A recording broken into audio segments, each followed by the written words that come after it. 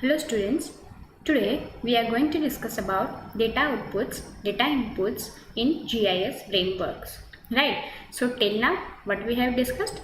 Till now we have discussed about what is GIS, how is GIS working, what are the data that is used in GIS, that is vector data, raster data, what are the map features, what are the representations, right? The map feature is point, line, polygon. We have derived all the things into point, line and polygon, and then we have used that data for the further analysis.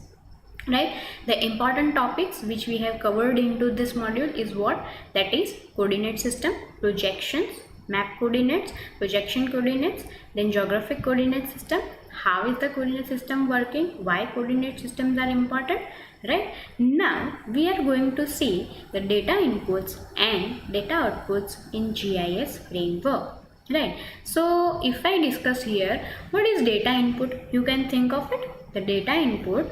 Yes, let's see further. The data input has a spatial information and the non-spatial information. Yes, which is very well known. What is spatial information? Spatial information is related to what? That is related to your latitudes and longitudes, means that is related to our location, right? Similarly, we are going to discuss about non-spatial data. What is non-spatial data? Non-spatial data means the numeric information, the attribute, the characteristics of data, that is non-spatial data.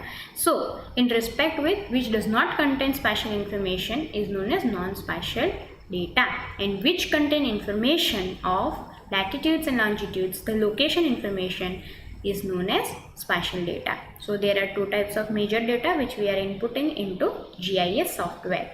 This is I am talking that in GIS software which type of data we are inputting, right? Now going further, you can see here that we have the manual data, digitized data and the scan data also.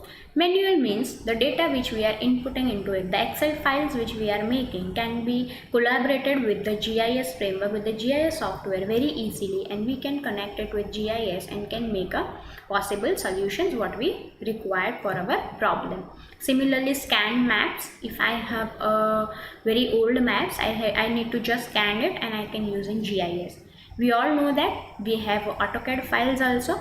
AutoCAD files are very much useful. AutoCAD files contains a data which can be easily linked with GIS also, and hence you all know that AutoCAD is also a good software. Yes, it is a good software, but the feature advance are given, new features are given in GIS. So we are right now using GIS much more.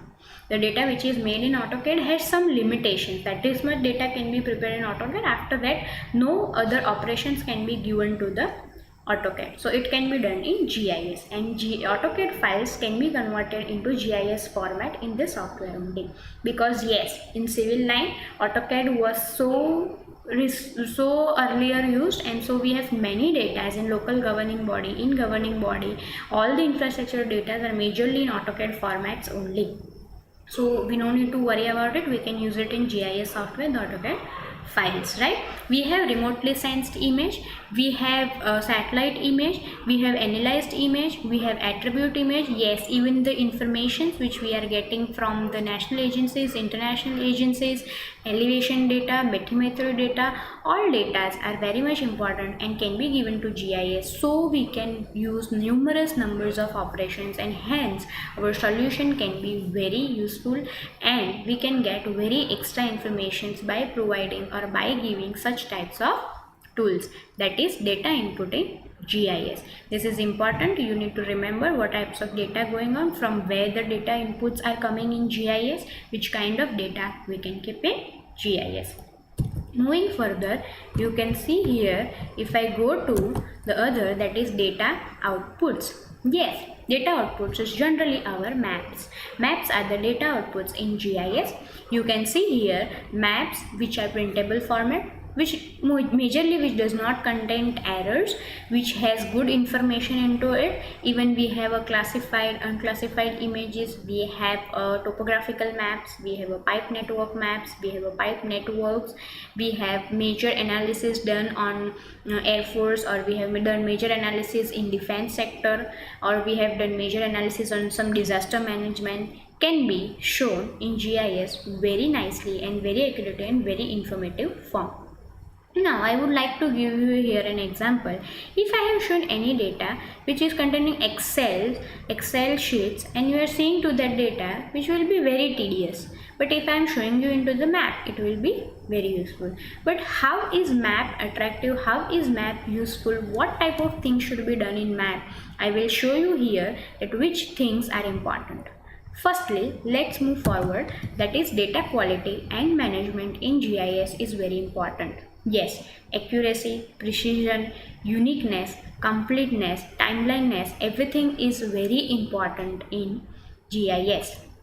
So data quality tools will tell you how is your data, what is the error data containing, is data properly managed or not, right? So now here you can see the example, the map I have shown here. It is the map I have made from, you can see the day to day the data is changing, and you can see how is GIS showing us the graph of it, right? So you can see here that I have just shown here, I have taken the simple COVID-19 patients initially in the April month, and you can see that how what is spreading out and what has been done.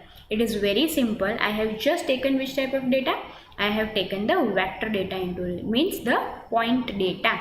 I have just taken the latitudes and longitudes. You have remember the data which we are getting in the initial times of COVID-19 in the March and April, with the names and with the address, with the location, that is our spatial, and with the names, that is our non-spatial data. I have just taken that data and I have input that into GIS framework, and you can see that just I have done what? I have taken the latitudes, longitudes, I have taken the names of it, and I have linked that into the GIS, and what I have done?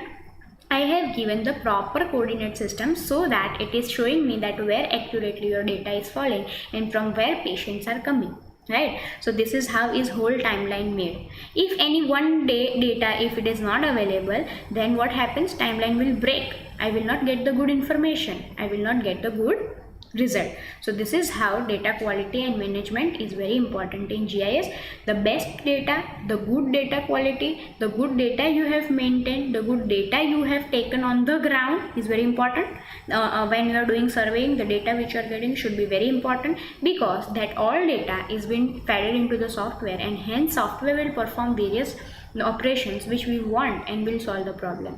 So major part is we should be having a good data quality and good data management. Yes, for managing the data we are having right now what? Geodatabase. We will learn this topic in further modules. So this is how data management is important. Data quality is also important, because when you are working with the higher authorities, they are firstly going to check the quality of your data, that how is your quality of the data. If data quality is not proper, they are not going to have a good and accurate results, right? So governing bodies are much more using this GIS framework, and hence which is very flourishing right now in this reality. You have seen that I have just shown you here the map of how is patient 19. Now you can imagine if you have seen this according to reading to the newspaper columns and table, that these are the patients and this is the area, but by just you see this image and you can make it out where is the spread out of this area, where are the patients, how it is going on, right? So it is very informative. Your eyes, your imagination, your analytical process will be faster into it, and you will very speedily analyze. This will be very useful to local governing body, because they can know that where is the much spread out by looking into the one Excel sheets, that where are the patient, what is going on, what is not, this, that. Irrespective of that, if they are seeing this, they can make it out that which area is containment, which area is mini containment, which is micro containment. According to this data only they have decided, and then they have made the policies that if there are this many patients, it should be in the containment zone, right? So this is how policies are made into it, and policies are very important in each and every field. Yes, here you might think that I am giving you example of COVID, but it is not relevant to civil engineering. Don't worry about it. We are going to see the applications of this into civil engineering field, the practical applications. Not only going to discuss that this can be used in your civil engineering field, this is used in GIS, GIS can be used in, don't worry about it. We are going to particularly discuss that how is GIS useful. So lastly, here I would like to tell you, it is just one tool, a tool that is a local action for global vision. Remember this thing, local action for global vision.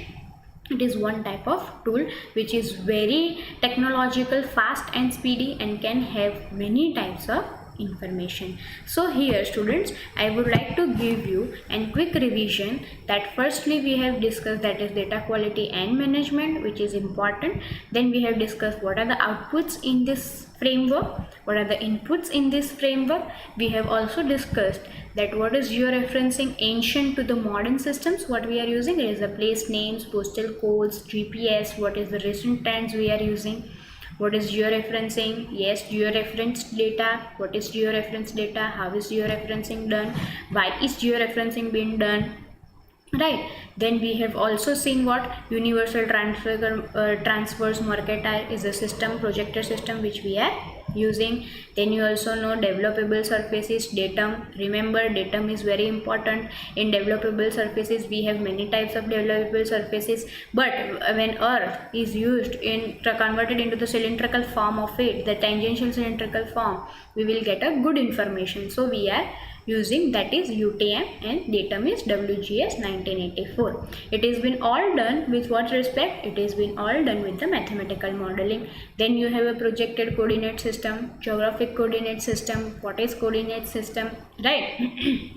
Projection systems, everything is in a way important and can be used. So this is how GIS frameworks use, and it is very important to know all the basic concepts. Students, till now you have only seen the components of GIS, what are the components, what are the 5 M's of GIS, that were all theoretical, but I would like to clearly make your attention draw here that this is the practical implementation of GIS, means in GIS software how we are working, what actually we are getting. The portion of the initial of this module is the theoretical one, that is the chief task, what are the tasks, what are the capabilities. But after that, starting from the projection systems, you have seen that the vector and raster data, which is very important, students, right? Vector and raster data and other modules, other topics are very important, that projection, coordinate system, which are new for you, right? So kindly pay attention into it, and thank you for your cooperation.